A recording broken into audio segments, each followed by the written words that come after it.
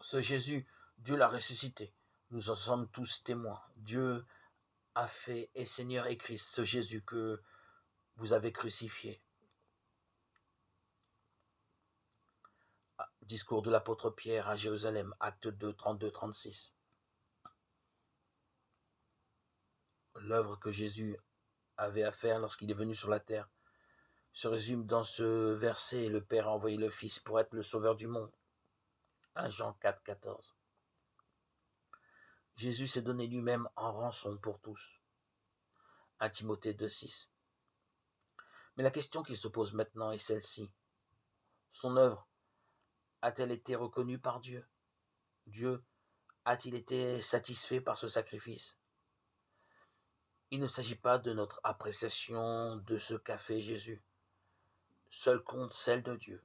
Oui, Dieu a été entièrement satisfait. Il a ressuscité son Fils du milieu des morts. Preuve que le péché avait bien été expié. Il l'a fait monter au ciel sous les yeux de ses disciples émerveillés. 2 anges ont annoncé: ce Jésus qui a été élevé d'avec vous au ciel viendra de la même manière que vous l'avez vu s'en aller au ciel. Acte 1, 11. Enfin, Dieu lui a donné une place d'honneur à sa droite, ce qu'atteste une vingtaine de textes du Nouveau Testament. Cette place est la réponse de Dieu au défi lancé par les hommes lorsque Jésus était sur la croix.